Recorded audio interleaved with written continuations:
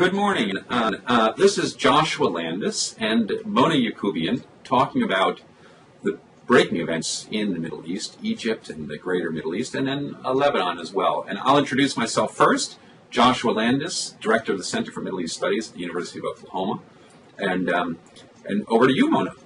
Good morning. I'm Mona Yacoubian. I'm a senior advisor with the Center for Conflict Management at the U.S. Institute of Peace in Washington, D.C. Great. Now, how important, Mona, how important is what's going on in Egypt for the Middle East and for the larger interests of the United States? Oh, my goodness. I think it's probably impossible to overestimate the importance of what we've witnessed over the last week or so, Josh. I mean, I think essentially we are seeing the U.S.'s most important strategic ally in the Middle East in the throes of a conflict or of a crisis that, in my opinion, probably will end with the end of the Mubarak regime. I think it's hard to imagine Egypt moving forward in any sustainable way with President Mubarak still in power. So and Egypt's been such a monstrous profile. Traditionally it has such a big profile in the Middle East. I mean, Tunisia is important, but it doesn't play a central role. Egypt, of course, has been the heart of the Middle East, and traditionally, whether that's in the arts, or politics, or movies, you name it, Egypt has been at the center of things in the Middle East, and for the last 15 years, it's really fallen out, leaving a big hole in affairs in the Middle East, leading to chaos to a certain degree. And I guess this could put Egypt back in the middle of things again, or it could lead to further division and chaos. I think you're right. I think as we're talking, I'm watching a live stream from Al Jazeera. And the pictures from Tahrir Square are just stunning in terms of the masses of people that have gathered today. I believe today is the largest demonstration, and it really could be a decisive day, perhaps even a tipping point in terms of where these demonstrations lead. And the power of the image, I think, is incredible. And the emotions, the power of emotions, and seeing, every one of my friends, everybody I'm talking to, people can talk about nothing else because this is a defining moment. For 30 years, people in the Middle East have been stuck, and so there's a great deal of hope, but of course there's a great deal of concern as well. What do you think is driving this, Mona? I think this is a crisis that is 30 and perhaps you could even say 60 years in the making. I mean, I think that, as some have said, these protests and demonstrations, they're really not about bread and jobs. They are fundamentally about legitimacy and a demand for dignity. I think that in particular the Mubarak government over the years has become increasingly repressive and autocratic in its practices. They treat their people with they sort of torture and do other things. And so I think what we're seeing is an expression of people saying they're fed up and they've had enough. But this has got to be about food as well. I mean, and about poverty, scarcity in the world. Wheat prices have gone up 30% this year. Yes. There is a general crisis in the Middle East. 50% of people in Egypt, and this is true for Syria and many other countries, spend half of their daily income on food. And so when prices go up like this, they're getting hammered, and the insecurity and the anxiety that produces is tremendous. I see real dangers down the road because this transition to wherever it leads is going to be a difficult one, and it's not clear that people can eat democracy, and that democracy will solve some of the basic problems that are underlying the whole region. No, I agree with you, Josh. I don't want to diminish the role of socioeconomic disaffection, which is certainly substantial in the case of Egypt and many other countries in the region, as you point out. I guess what I mean to say, though, is I don't think that simply lowering food prices or massive infusions of aid are going to solve this problem. It's about governance. There's no doubt. It is about governance, I think, at its core. And people who have said they frankly have had enough. I mean, Egypt has had a history now of rigged elections, of repressive rule, of human rights violations, and I think that the Egyptian population is saying they've had enough. And I think one thing that's so striking, Josh, about these demonstrations is the fact that they have reached a broad cross-section of the Egyptian population.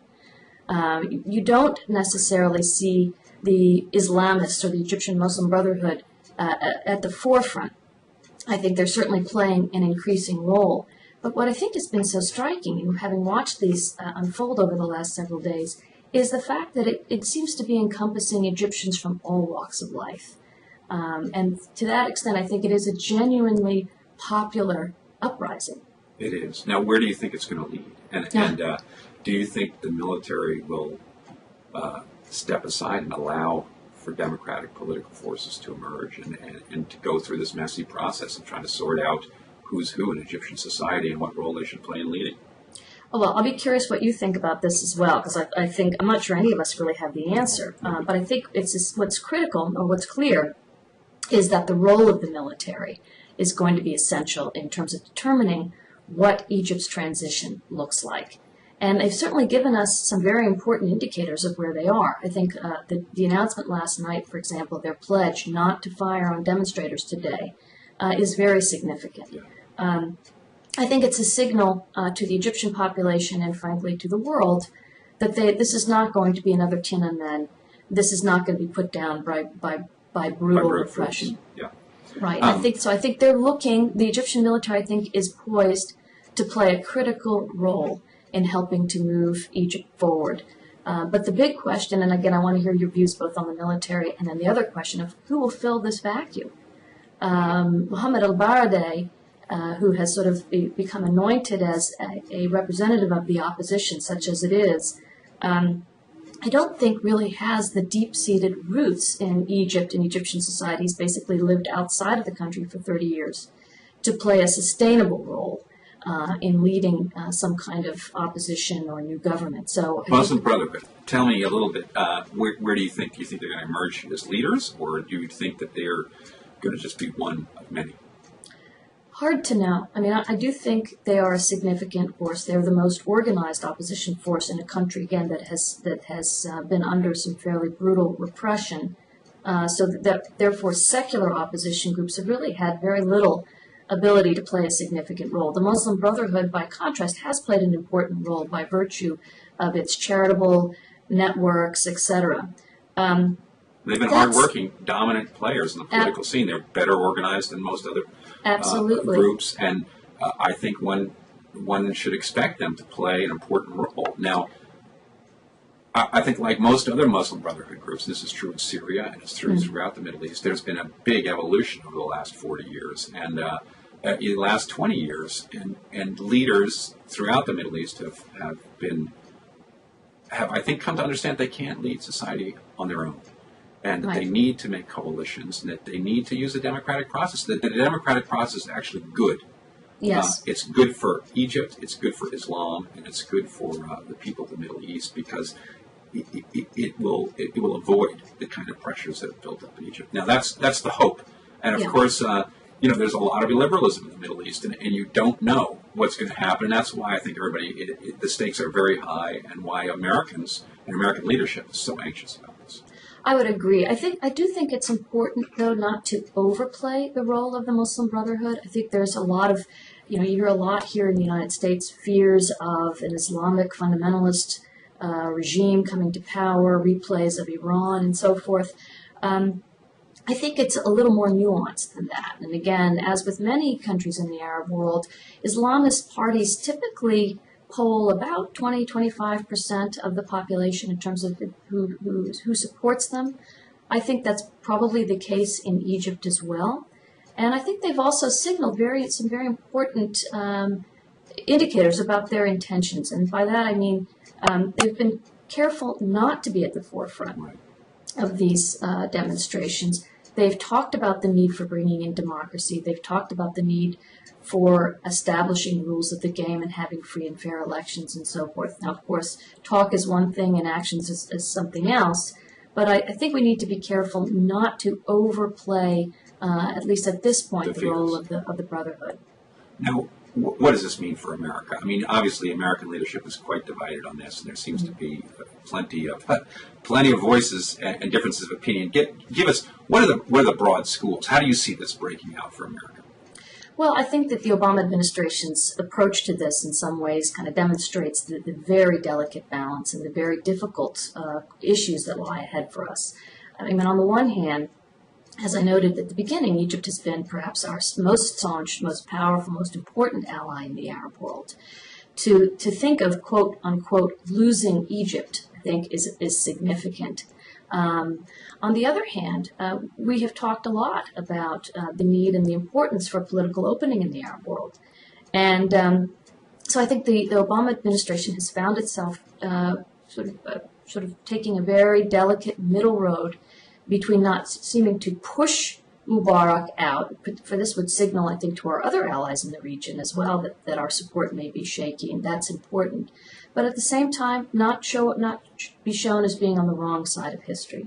Yeah, it's important, and there's real tensions, I think, with Israel, because here is a perfect example of where some of our interests with Israel diverge, and obviously, in many ways, the most important thing about Egypt for the United States is Israel, is the relationship with Israel, because our aid since Camp David Accords, 1979, when Egypt made peace with Israel, because there's not been a war since that peace was signed, and it's weakened the other countries that are still at war with Israel, and it's weakened the Palestinians, it weakened the Syrians, and in some ways, that's been a driver of a U.S. policy, is this essential good relationship. And I guess the fear is that democracy, at least in the short term, in the Middle East is bad for America because it could corrode this important alliance. And we've seen, Turkey in many ways is the bellwether of democracy in the Middle East. And as Turkey became more democratic, it's become more Islamic, and it's become less indulgent of U.S. foreign policy. It didn't cooperate with us on Iraq, and it's turned away from its traditional alliance with Israel and its traditional alliance with America to a certain degree. And that, I think that worries people. Democracy, whether it's in the Palestinian elections and other places in Iran, has not led to pro-American governments. And I guess the worry here in Egypt is that the more democratic Egypt will be, the less likely it is to work closely with Israel in containing Hamas, countering Syria, countering Iran, these sorts of things. Now, in a long term, you can argue that democracy is good for the United States, and that it'll only strengthen our relationships, and that if we don't get with democracy, we're going to end up with a situation like we had in Iran, where we're going to go through 30 years of really bad relations because people will blame us. Well, I think there's no more potent reminder of where years of autocratic rule will bring us than what we're watching unfold in Egypt today. And I think you point to some very important fundamental tensions that exist and that are not easy to disentangle. But ultimately, I think we need to understand that there are dynamics on the ground in the region that have a life of their own. And they may not comport entirely with what we believe would be the best for U.S. interest. But at the same time, I think it's very important for the United States to understand what those dynamics are and to leverage what's happening on the ground in ways that may help to protect our interests. Well, now, what about Israel? Is this good for Israel, bad for Israel? What are the dangers? What are the thoughts? I think the dangers are very clear. I mean, I think from the Israeli perspective, there's great fear that this is the one ally that they really have in the region. They have a sort of this is the country with which Israel has the closest ties in terms of Arab countries, and of course there's the question as to the 1979 peace treaty that you've addressed. I think from an Israeli perspective, there is real concern that whatever power comes to fill the vacuum in Egypt in the coming months may end up perhaps abrogating, reneging on the treaty, and taking the region back several decades in terms of its relations, Israel's relations with the Arab world. So I think for Israel, the stakes are quite high. But Israel seems to be divided like everybody else too. I mean, there are those who are saying, "Oh, the Arabs are coming, and are trying to cling on to the to the status quo."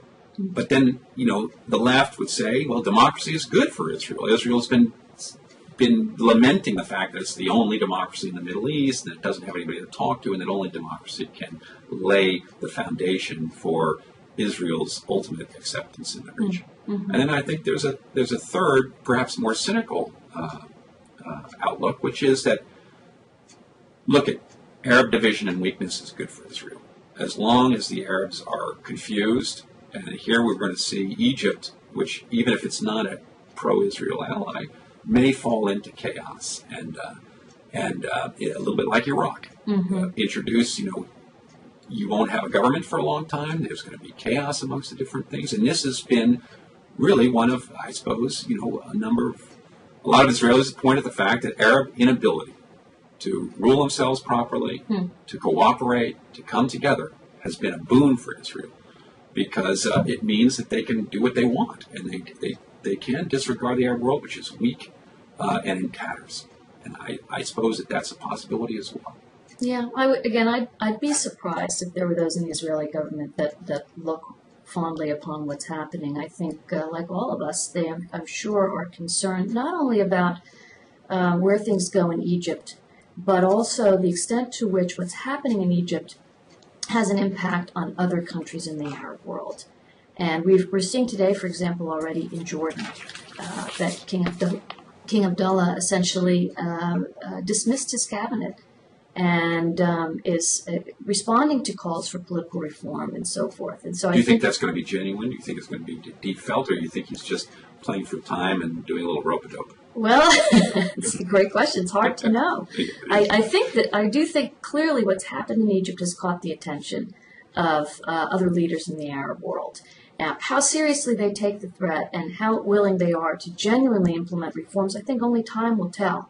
But there's no question that what's happening in Egypt today is reverberating across the region. Jordan, of course, being the only other country that has signed a peace treaty with Israel. And King Abdullah feeling the need to respond to protests that have taken place in his own country, of course nowhere near on the same scale as we're seeing in Egypt. But nonetheless, I think there are, frankly, bigger strategic questions that we need to be thinking about. And essentially, I think it's a new day in the region. I think nothing will ever be the same based on what's happened in Egypt and, of course, in Tunisia before that. Well, let's look at this from Syria's perspective for a second. Yeah. Here we had this long interview between Assad and the Wall Street Journal. Assad, like Jordan, said, we're going to have speedy reforms, we're going to do this. He said, I hear you. At the same time, he said, look, this is about geostrategy, and this is about the Arab-Israeli conflict and Arab ambitions, and I am on the right side of this issue, and that's going to protect me because I'm closer to my people in foreign policy because I'm anti-Israel and anti-U.S. Is that true, or is he just trying to protect himself? Is that an element in what's going on? Well, I think he's deeply concerned actually by what's going on. I don't know if you saw there are reports that there may be demonstrations in Damascus on Saturday, people trying to organize by Facebook and so forth. Right, the Atassi Forum has called for a demonstration. Right, okay, and of course you know Syria very well. I mean, my sense is that I'd be shocked if anything significant took place, given the degree of repression in Syria, which is significant to say the least. So are you saying that the tougher regimes are going to be the sturdier, the longer-lasting ones, and that it's the pro-Western regimes that have opened up to a degree, that the fact that Egypt was more open, more liberal, greater freedom of press was in fact, in some ways, the downfall of the Mubarak regime? You know, again, it's hard to know because look at Saudi Arabia, which is another very pro-Western regime, but a monarchy. But that's a rich country. I mean, they've got oil to throw around, they've got money. Well, they've got issues, though, as well. They've certainly had their issues with people clamoring for some greater freedoms. But, I think the question of where things go in the region, it's hard to say for sure. There are some who make a division between those countries that are republics versus those that are monarchies. Morocco, for example, also a very pro-Western country, but one that has significant socioeconomic issues. But we haven't really heard anything out of Morocco from what's been going on. I think in the case of Syria, it's really a matter of the fact that you have this Mubarak state, you have this sort of police state that has clamped down on its citizens for decades, and so any attempt at sort of militating for change has been fairly brutally quashed. But you've said that about the Mubarak regime too, that it was very oppressive and torture and so forth.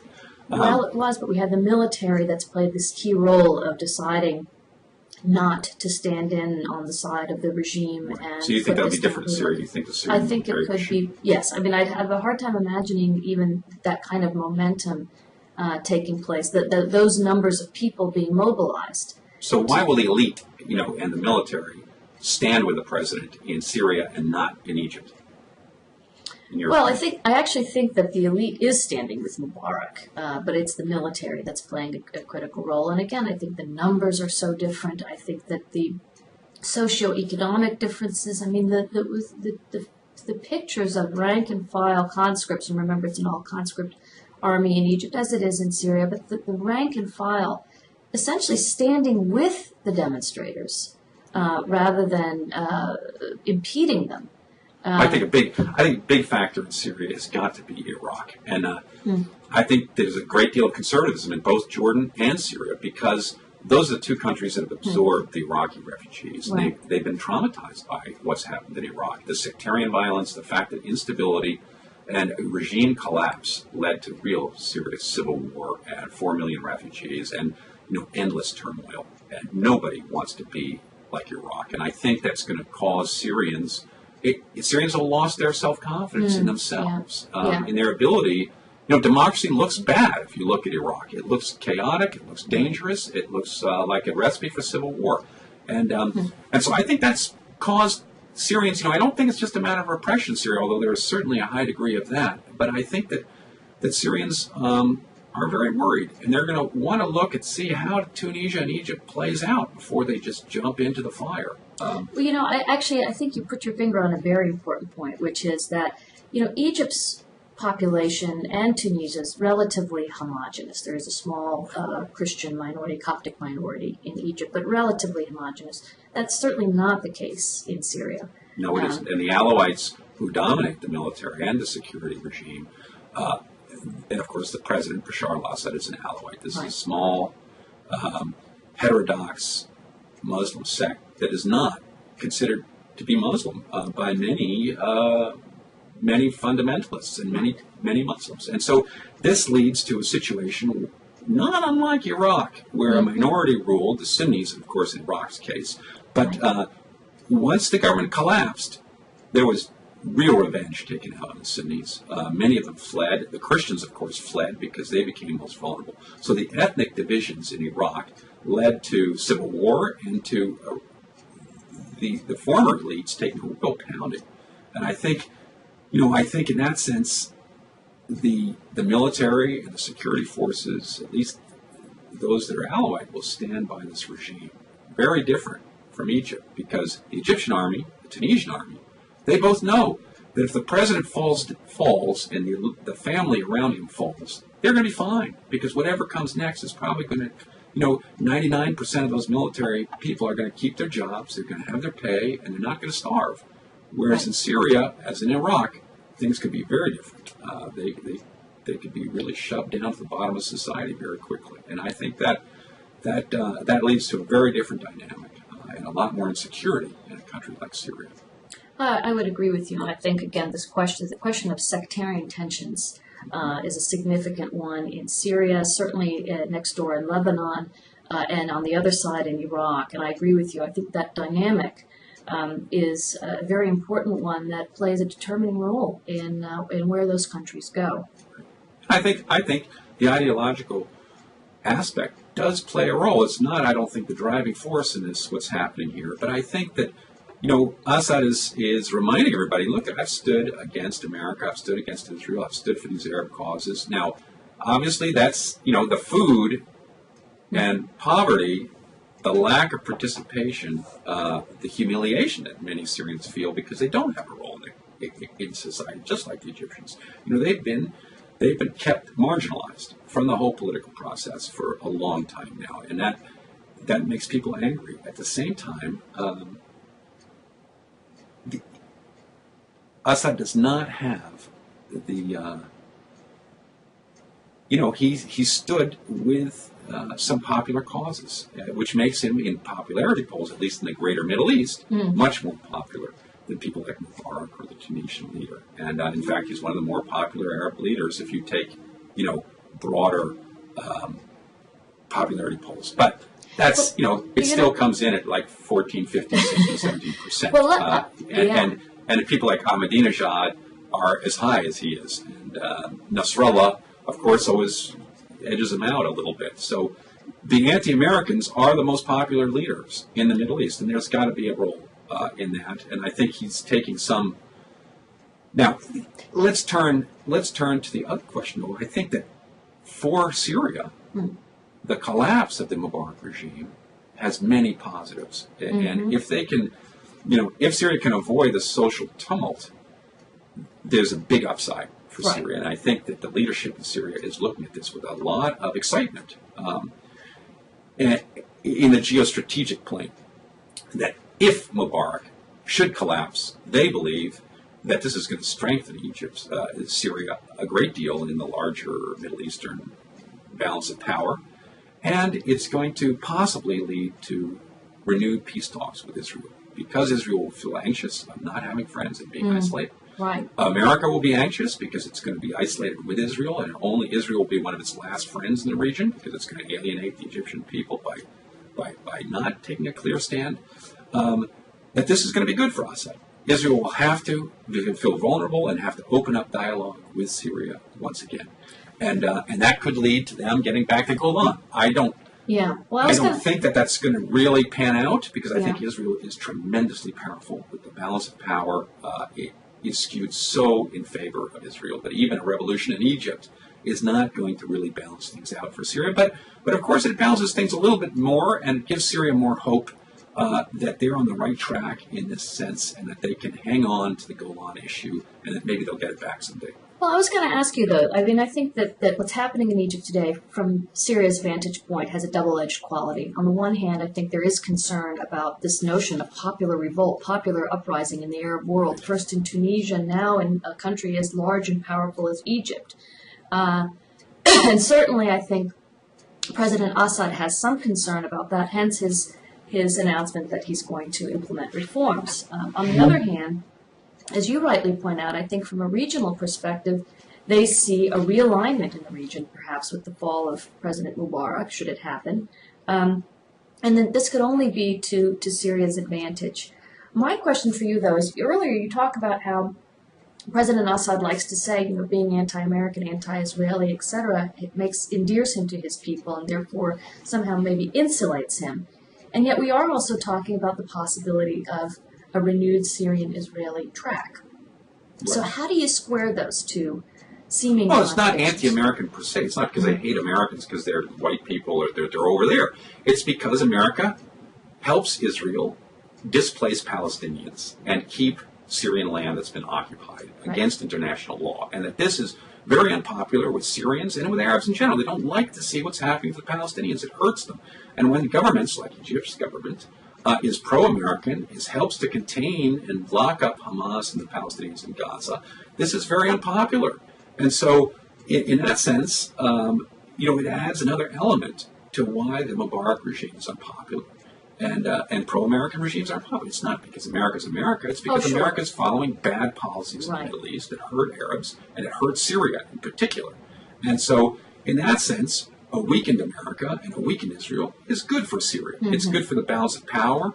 It'll make a lot of people like Iranians and Hezbollah and the Turks now increasingly think, look at we've been weak for a long time, but the balance of power is changing, and it'll make them a little bit more hopeful that they'll get a hearing in the international community, and that maybe Israel will accept 67 borders and give up the Golan and give up some Palestinian more Palestinian land and create a Palestinian state that would be a two-state solution. I mean, that's the hope, I think. Right, but do you see then a greater interest and willingness on the part of Syria to engage in talks with the Israelis? Oh, absolutely. I think Syria is dying for talks with Israel. And what we've learned from WikiLeaks, and we've seen this time and time again in the WikiLeaks documents, is that every time American congressmen go, Assad sits down and he says, the Golan is our issue. He said it exactly in those lines to Senator Cardin and others. The Golan is our issue.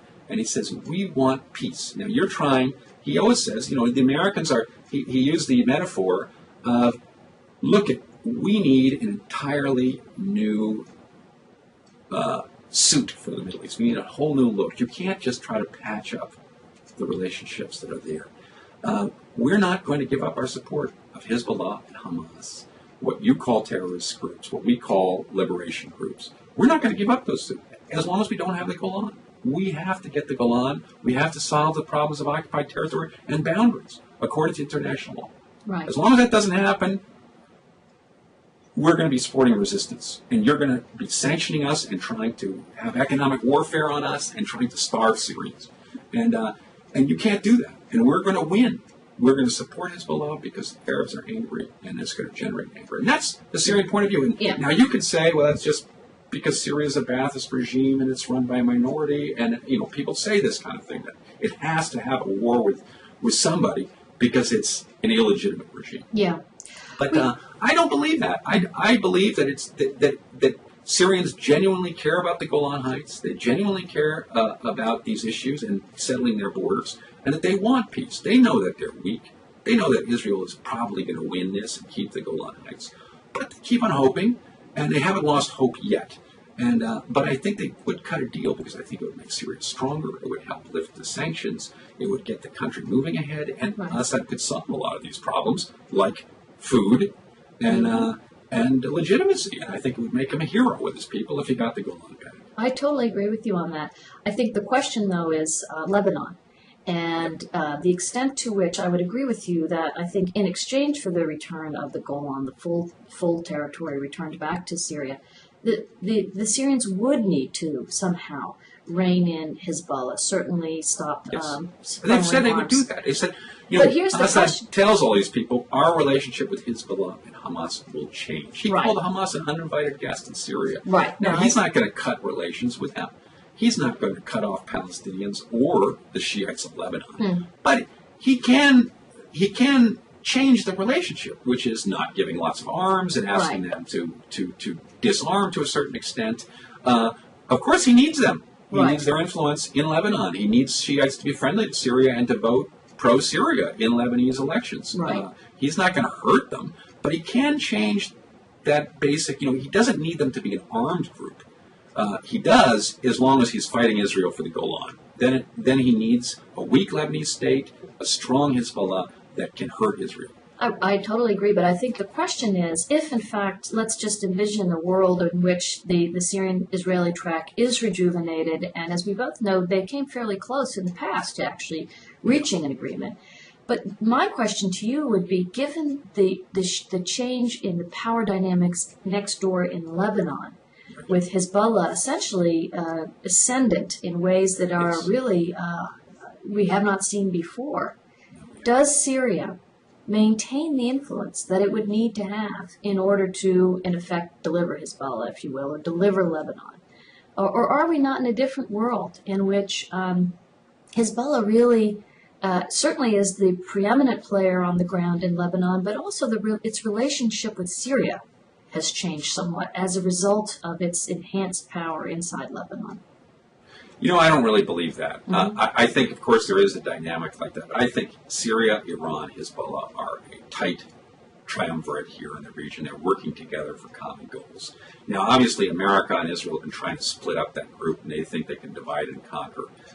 Syria, Hezbollah, and Iran have been very good about seeing that strategy for what it is and not getting divided. Everybody, opposition people have constantly said, they're at daggers drawn, they're going to stab each other in the back. Hezbollah will kick Syria aside as soon as it becomes stronger in Lebanon. I don't think it can do that. And I don't think it wants to do that. I think these are close allies who are working, feeling their way forward. And I don't think that Hezbollah is a slave of Iran, and I don't think that it really wants eternal war with Israel. Mm-hmm. It will say it wants eternal war with Israel because, it's got to strengthen its position right now because it is in war with Israel. Mm-hmm. And both Syria and Iran want war with Israel through Hezbollah. And they're standing together. But as soon as the Golan gets back to Syria, Hezbollah has a lot less interest in carrying out eternal war with Israel, as long as Lebanese territory is returned. And I think that Hezbollah has a big interest in asserting its role in Lebanon mm-hmm. and bringing Lebanon forward and making all of Lebanon grow and showing that the Shiites are responsible Lebanese who can grow the country. And, during the periods like the Doha Agreement for the last since 2008, Lebanon has grown. And when Hezbollah has had a role in government and there has been a balance of power, Lebanon has thrived. And that happened in the 90s when Lebanon rebuilt itself under Hariri, and it's happened in the last few years when growth rates reached 8-9% in Lebanon. Yeah. And Hezbollah had a big government role. Right. Hezbollah is not a force for destruction, I don't think. No, I would agree. Listen, I think that, I don't think Hezbollah, frankly, has any interest in another war with Israel. I think that they understand that their constituency, their Shiite constituency, not to mention the broader Lebanese public, is fatigued from the idea of conflict with Israel. And there are millions and millions of dollars that have been invested in the South, and I think they would be loath to see all of that go up in smoke. So, on the other hand, I mean, to play devil's advocate, yeah. The Shiite group, and as long as the situation is not resolved, the peace and war situation with Israel, with Syria, Iran, especially with the Iran-U.S. relationship, Iran and Syria have a big interest in seeing Hezbollah remain an armed group at war with Israel that can upset the apple cart in the region. Mm-hmm. And that's why I believe that getting a Syrian-Israel peace agreement is so crucial to tamping down the possibility for another war. And Assad said just the other day, he said, as long as there is not peace with Israel, there's going to be another war. Yeah. And that was very striking. It is striking, but it's the heart of Syria's policy in the region, which is we are not going to allow the status quo to go on. The status quo is that Israel is absorbing the Golan Heights. And if they think that they can keep us away from upsetting the apple cart and to putting some pain into this situation, they're wrong. They cannot have the Golan Heights. And that means if Syria is serious about that, they're going to have to change the balance of power. They're going to have to up the ante, and they're going to have to, arm Hezbollah, arm themselves, and be ready for another war. Would you see the Syrians initiating? Do you see from what I'm hearing, it almost sounds as though you could see the Syrians initiating hostilities with Israel if they feel that there's no hope for any sort of peace agreement? Well, yes, I do. Israel's strategy in the Middle East is preemptive strikes. Every time you see your opponents arming up or getting a little bit stronger or trying to change the balance of power, you go and smash them. And that's been, that's what we saw in 2006 with Hezbollah. That's what we saw in Gaza with the rockets. Israel's strategy is the qualitative military edge over all of its opponents. We've signed an agreement the United States has with Israel that we will preserve their qualitative military superiority over all of their opponents put together. That's what's going ahead. So if Israel arms Hezbollah, that is tantamount to going to war because Israel is not going to stand by and watch it. They're going to fight. So, you can ask who's at fault. Is Israel at fault for wanting to maintain hegemony over the region and absorbing the occupied territories, or is Syria at fault for resisting?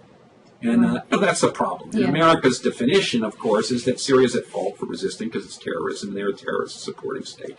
That Hezbollah and Hamas and all these people shouldn't be doing it, and that America will actually push Israel to go back to international borders if there is peace. Yeah. Now, of course, nobody in the Arab world believes that. Everybody believes that America is bought and sold, and that America is basically being the handmaiden for Israel to absorb the West Bank, East Jerusalem and the Gaza, and not Gaza, excuse me, and Golan. Now, America says that's not true. We're really going to force Israel to cough this up, and Israel says, well, nobody believes each other. Yeah. This is the problem. Everybody believes the other person's evil, and that they're really secretly trying to do work against peace. Well, I guess I would say, regardless of where one stands and who's at fault and so forth, I think it's fair to say that the level of volatility in the Levant is very, very high right now. And I know that, for example, in this past spring, or nearly a year ago now, with the reports of Syria sending more advanced weaponry to Hezbollah, there were genuine concerns that a third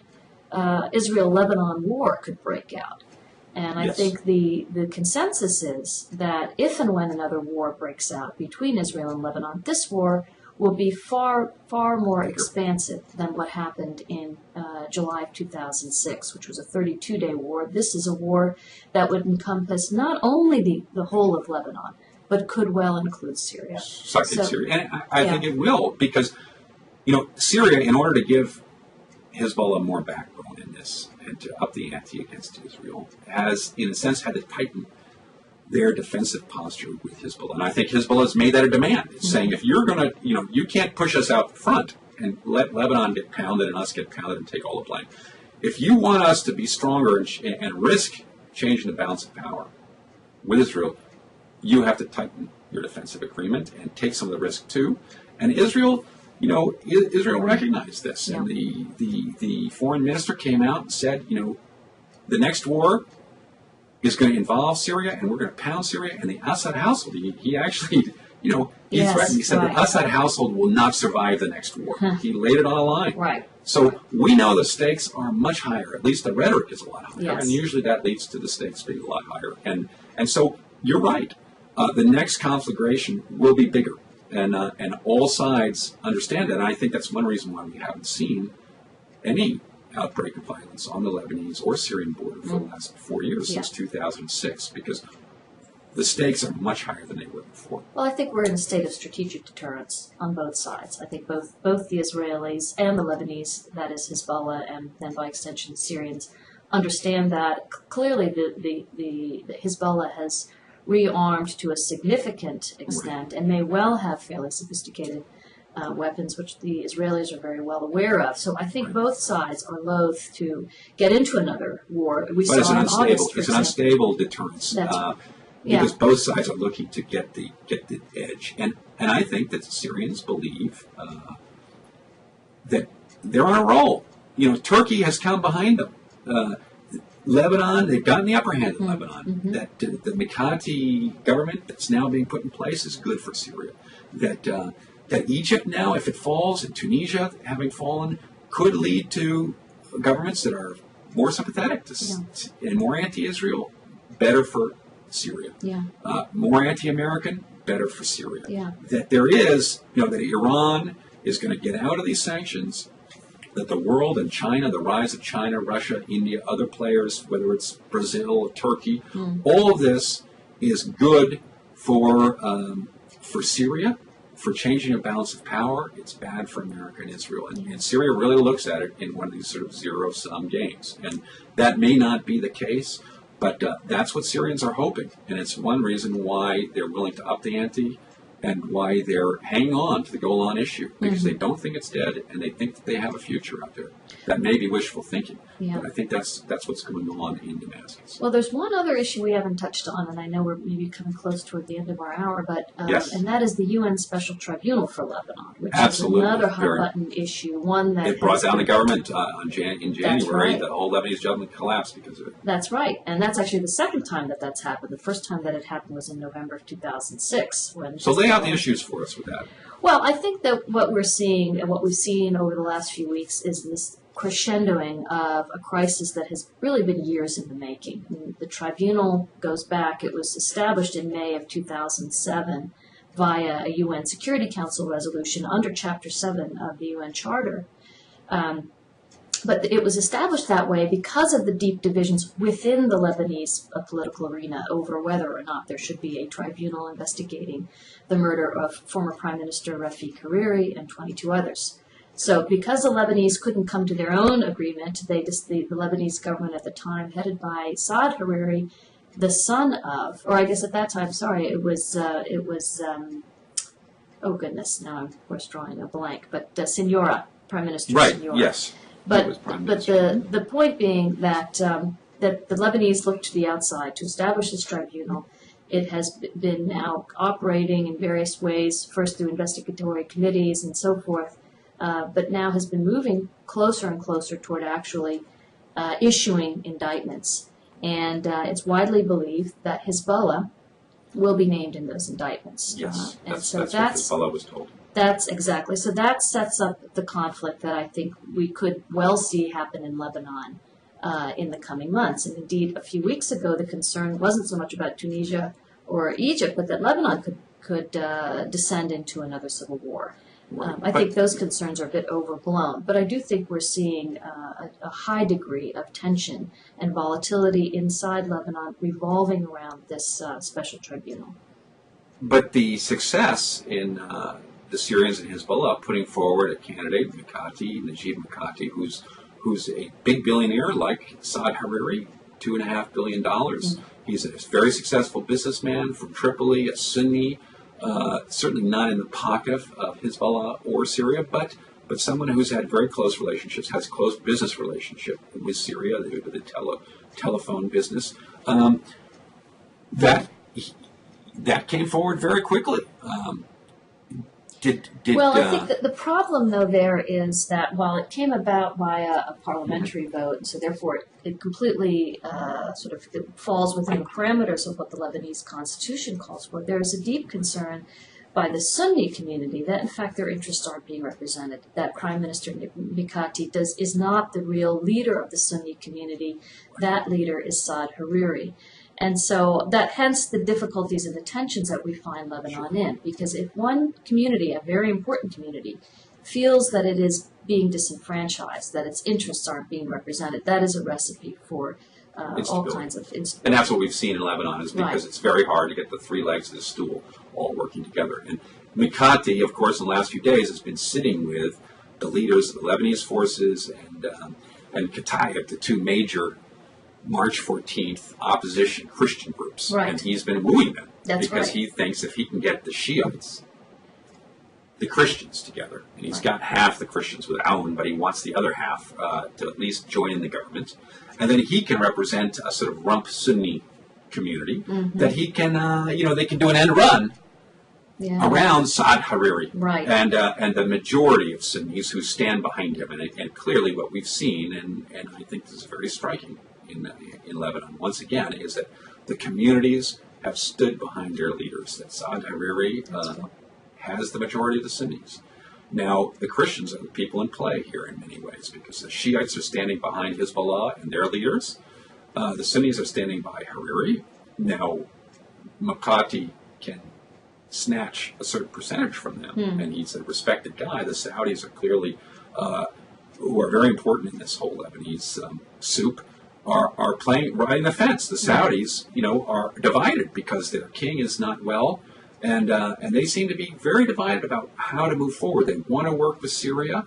They understand that Iraq, in 2008-9, I think the Saudis came to an understanding with Syria that they didn't want Lebanon to be an issue that divided them. Well, and we saw that on the ground, that there was a degree of stability that was the result of that Syrian-Saudi rapprochement. I would agree with that. And this is where the tribunal, of course, has thrown everything, it's thrown a curveball, because it brings up this elemental issue of justice for the Sunni leadership of the Saad Hariri, who many people in the West, of course, and in Lebanon believe was killed, Hezbollah, Syria, Iran, by this coalition. Of course, Syria and Hezbollah say that's not true. This is all trumped up. It's political. It's politicized from the beginning. And, the weakness, let me just return to the tribunal for a second here, because you explained its strength, the fact that it has this international element, so that even if Lebanon goes weak, the international element can lead the charge, and it's hard to scuttle it. On the other hand, the option of making the tribunal fully international and using the international courts in The Hague was foreclosed in the beginning. It was an open option. That meant that the whole court could have been run out of The Hague and there would be not any Lebanese participation. Mm-hmm. America rejected that because they don't want to empower the international courts. America stood against You're talking about the International Criminal Court, the ICC? Yes. Yeah. The ICC. America does not sign on to it. It's always had a very diffident relationship to it because it doesn't want to see Americans be brought up in front of the international courts for something like the Iraq invasion. So it came up with a special tribunal, and special because it's not run by completely by the UN. It's a hybrid court, which would be sort of half Lebanese, half international.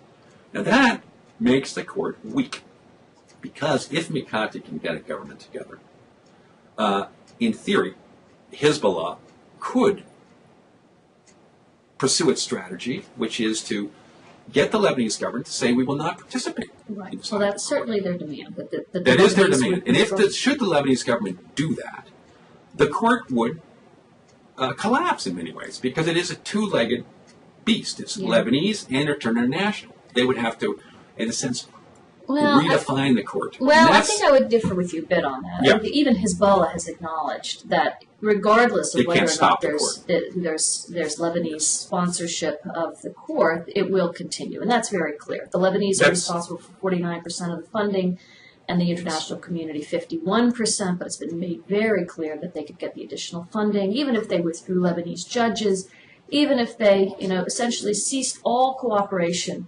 Hezbollah themselves have said this would not stop, that they understand this is a UN process. So I don't think it would collapse. It wouldn't collapse. Its credibility would be diminished significantly. They would have to rewrite the aspects of it, and they would have to go to Interpol and get the international police to, in theory, arrest these people because nobody would arrest them in Lebanon, and the government would say we're not part of this, and they're not guilty. Right. If this happened. And so it would only be if these people traveled outside of Lebanon that they would then be arrested, theoretically, by some international police force. Well, I think also, it would allow, I think this is the real strategy behind the court and America's thinking on this, is that because this court is largely European, the judges are European, that Europe would have to get behind America's effort to define Hezbollah as a terrorist organization and to sanction it. And Europe has refused to do that. And that's always been the weakness of America's policy towards Hezbollah, is that Europe has not joined it in really demonizing Hezbollah and freezing its assets and defining it as terrorists. If Hezbollah falls afoul of the international court, then Europe would be really forced, I think, to join America in sanctioning Hezbollah, perhaps even sanctioning the Lebanese government, if the Lebanese government stands with Hezbollah, and putting the real economic screws, breaking Lebanon's economy. That could be a strategy, and that's what a lot of the neocons, I think, are thinking that they can do. And that may be, it may be the way America goes. I don't think America will want to do that. I don't see that. It'll isolate America too much in the world, and I don't think Europe wants to do it. Well, it wouldn't be good for Lebanon either, I think. No one wants to bring the Lebanese economy down to its knees, nor does anyone want to, to actually add to. It's already significant. It's a reed in order to build this kind of a strategy, right. would crush Lebanon. I don't see that happening, but I do see the potential for the tribunal to continue on its own independent path. And indeed, I think they have no illusions about that they would arrest Hezbollah members. They've already made arrangements to be able to hold the trial in absentia. And so I think, I think what we could end up seeing is essentially two parallel worlds. One that's a Lebanon world in which, to some degree, the Lebanese government distances itself from the tribunal, and we'll see what that would look like. While at the same time you have this UN tribunal process continuing on its own on a separate track. Right, and I think that's exactly what Hezbollah, Syria, and Iran are counting on. They know that they can't stop the court, but they do know that America's, Israel's, the court's options are very limited. They are going to break Lebanon if they push it too hard. And that's what they're counting on. They're counting on the fact that the West, and Europe in particular, I don't think they have many illusions about America, but Europe in particular will not want to sanction Lebanon more. And I think Europe is very leery of sanctions on the whole. Yeah. They have looked at America's policy of sanctioning Iran, sanctioning Iraq first, which led to the war. But these ultimately, sanctions is like an elevator. Yeah. They can only go up and they can't come down in many ways because once you get them on there, it's very hard to get them off. Right. Well, And it weakens these countries. It's going to create more poverty. It's going to create less middle class. It's going to lead to situations like Egypt, where you get further revolution, chaos, and that's going to mean a lot more refugees, Muslim refugees, trying to get into Europe. And I think bottom line is, Europeans do not want to hold the bag for failed states in the Middle East. Well, and I think that's driving European policy to a large extent. I think really, I mean, I would disagree with you in the sense that I really think that what happens in Lebanon is going to be much more a function of internal dynamics, not the international community. And I think the real challenge for the Lebanese is this issue of Sunni-Shia sectarian tension and how they manage to bridge the differences. Can Prime Minister Mikati play that role? He's certainly talking as though he would like very much to play that role. He was talking about, for example, forming a consensus government that would bring together elements of March 14th, ideally, including Saad Hariri, with elements of the opposition, or now the majority, March 8th. So the question really, I think... Do you think he can push aside Saad Hariri and that ultimately there can be a different leadership to the Sunni community, or do you think that the Sunni community is really stuck on the Hariri household? I think Hariri is a very, very important and powerful player in this drama. Let's not forget it was his father who was killed. And so in the culture, he plays a very important role as the son of a slain leader. And I think Hezbollah understands and recognizes that. So you think this vendetta is deep and is going to continue to agitate? Obviously, what the opposition is hoping is that Hariri can be thrown overboard and that people will forget, that they'll put this behind them and say this is another, another death and a long civil war and we have to bury it. I don't think that's going to happen. And again, remember, they're no longer the opposition. They're now in the majority. And so the question really is, how do they play this going forward? And I think that we could, unfortunately, I'm going to guess, see weeks, if not even perhaps months, of political paralysis where either there's a technocrat government that does not have any significant participation from March 14th, or sort of just hamstrung negotiations and consultations that go on for weeks. Right. The problem is, again, the volatile situation on the ground in Lebanon, where that kind of political paralysis for weeks is a very dangerous thing to have, because any small event, any small sort of misunderstanding between people can very quickly escalate into a violence and serious conflict on the ground. So, unfortunately, but paralysis, of course, has winners and losers, and we've seen this before in Lebanon, where you get this the stalemate, and the stalemate in many ways is going to hurt the richer people more, because Lebanese is an economy that's based on tourism, that's based on a lot of real estate, remittances, and so forth. And the Sunni community is a rich community.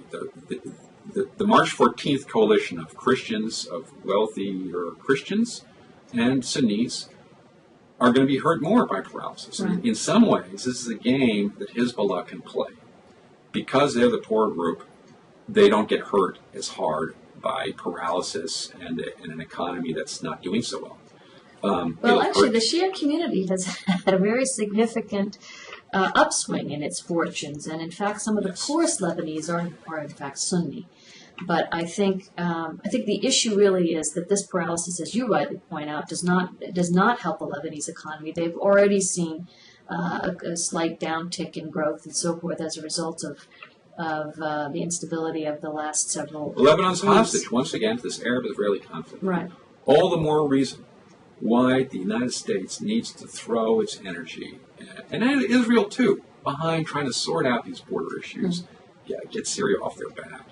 Try to keep Iran a little bit isolated. Right. I think, Lebanon, unfortunately, Lebanon is a hostage to this Arab-Israeli conflict. It's been a hostage, for a long time, ever since the beginning of the Civil War in 1975, when the Palestinian refugees and the PLO played such a crucial role in upsetting the apple cart in Lebanon. And now, obviously, the Lebanese sectarian problem is the real heart of this. But every external thing, and the Arab-Israeli conflict has been the big one, has added to the real mess in Lebanon. Yeah.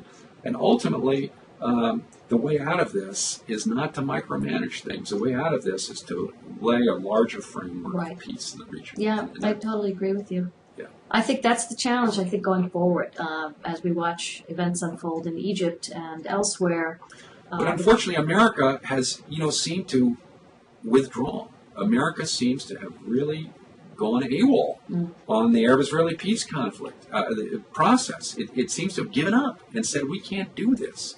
And for domestic political reasons, it seems that our leaders don't really want to get involved anymore. They're just going to let forces play out in the Middle East. And then, to a certain extent, American leadership is throwing up its hands. Well, I guess getting back to where we first started, my hope would be that the tumult in the region is such that our policymakers see, frankly, where the opportunities lie and look to rejigger, reconfigure a strategy that seeks to address all of these issues, whether it's Arab-Israeli peace or the need for political reform or sectarian tensions, seeks to address those issues in a more active and head-on manner and in a way that sort of helps to forward U.S. interests rather than, as you say, make us kind of irrelevant and insignificant. But, to play devil's advocate, maybe it's good. Maybe America not really having a role is good, because for the last 50 years, America's been a dominant power in the Middle East. And where has it led us? It's led us to chaos in Iraq. It's led us to what seems to be a real problem in the Arab-Israeli conflict, an inability to resolve it, ongoing Israeli expansion, and radicalization amongst the Arabs. Greater Islamism, the war on terror, all of these things, I don't lay them at America's door. But America has not been able to resolve any of these conflicts. Maybe by withdrawing from the region, leaving the region alone, things will sort themselves out in a more healthy way. I don't know. I guess I would differ with you there, and I do think that I do think there has been, the U.S. has actually had very constructive engagement in the region. Certainly, in the early 1900s and moving on forward with its role in terms of institutions of higher learning and so forth. That's true. But that's 60 years ago. Well, who's to say we can't sort of harken back to that, understand what that was, how it was that we were able to play a constructive role and try and regain that initiative? I sure hope so. I hope the answer isn't that we need to withdraw entirely from the region and let it sort its own problems out. I look for the day. The real answer, I think, for the region is that the Arab people have to step forward as they're doing in Egypt, and we've seen it in Tunisia, and begin to get some ownership on leadership and to bring good governance to the Middle East. Good governance is going to be the solution, and I think these uprisings are about good governance. I would agree. Let's hope they're successful. Inshallah. Inshallah. Okay. Very good to talk with you, Lamona, about all these topics. You too, Josh. I enjoyed it. Okay. All righty. Take care. You too. Bye-bye. Bye-bye.